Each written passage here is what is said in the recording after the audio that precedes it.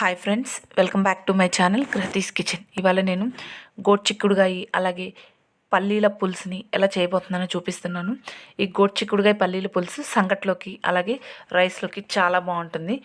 అందుకోసం ముందుగా నేను ఇక్కడ పల్లీలని ఒక కప్పు, ఎండిన పల్లీలని ఒక కప్పు తీసుకొని ఒక రాత్రి మొత్తం కొద్దిగా వాటర్ యాడ్ చేసుకొని పల్లీలు మునిగేంత వరకు నానబెట్టుకున్నాను. ఇలా నానబెట్టుకున్న ఈ పల్లీలని కుక్కర్లో వేసి 2 విజిల్స్ వచ్చే వరకు ఉడికించుకోవాలి. ఇక్కడ మీరు ఎండు పల్లీలు లేకపోయినా సరే పచ్చి ఉన్న, ఇప్పుడు సీజన్ కాబట్టి పచ్చి పల్లీలు ఉంటే పచ్చి పల్లీలు తీసుకున్నారంటే ఒక్క విజిల్ పెట్టుకుంటే సరిపోతుంది. నేను ఇక్కడ ఎండు పల్లీలు కాబట్టి 2 విజిల్స్ పెట్టుకున్నాను. ఇలా మెత్తగా ఉడికించుకోవాలి. ఇలా ఉడికిన ఈ పల్లీల్లోకి ఒక పావు కేజీ గోకరకాయలను తీసుకొని, గోరు చిక్కుడుకాయలు అంటారు వీటిని, ఈ గోరు చిక్కుడుకాయలను తీసుకొని కడిగి చిన్న చిన్న ముక్కలుగా కట్ చేసి వేసుకోవాలి.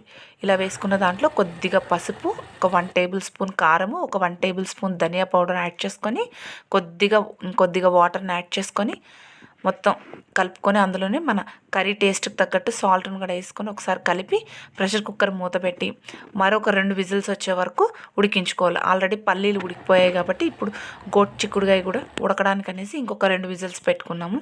అలాగే ఉడికిస్తే టైం పడుతుంది అనేసి కుక్కర్లో పెట్టి ఓ 2 విజిల్స్ వచ్చే వరకు ఉడికించుకోవాలి. ఉడికిన తర్వాత అలానే ఈ గోరు చిక్కుడుకాయ పల్లీలు ఉడికిపోయాయి కాబట్టి వీటిని పక్కకు పెట్టుకోవాలి. ఇప్పుడు మనం ఈ గోరు చిక్కుడుకాయ పల్లీల పులుసుని ఎలా ప్రిపేర్ చేసుకోవాలో చూద్దాం. అందుకోసం ముందుగా ఒక ప్యాన్ పెట్టి అందులో కొద్దిగా ఆయిల్ వేసి వేడెక్కనివ్వాలి. ఇలా ఆయిల్ వేడెక్కిన తర్వాత ఆవాలు వేసి కాస్త చిట్పట్లాడిన తర్వాత కొద్దిగా జీలకర్ర కూడా వేసి కాస్త చిట్పట్లాడనివ్వాలి. అందులో ఒక మీడియం సైజు ఆనియన్ని సన్నగా పొడవుగా తరిగి యాడ్ చేసుకోవాలి. అందులో కాస్త కొత్తిమీర వేసి ఈ ఉల్లిపాయలు కాస్త బ్రౌన్ కలర్ వచ్చే వరకు ఫ్రై చేసుకోవాలి. ఇలా ఉల్లిపాయలు కాస్త బ్రౌన్ కలర్ వచ్చే వరకు ఫ్రై చేసుకున్నాక అందులోనే మనం ముందుగా కట్ చేసి పెట్టుకున్న టమాటోస్ని కూడా యాడ్ చేసుకొని ఒకసారి బాగా కలుపుకోవాలి.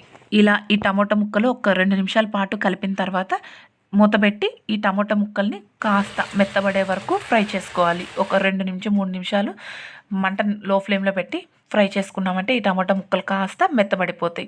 ఇలా టమాటా ముక్కలు బాగా మగ్గిపోయిన తర్వాత అందులో ఓ 7-8 వరకు దంచిన వెల్లుల్లి రెబ్బల్ని కూడా ఇందులో యాడ్ చేసుకొని 1 నిమిషం పాటు కలుపుకోవాలి.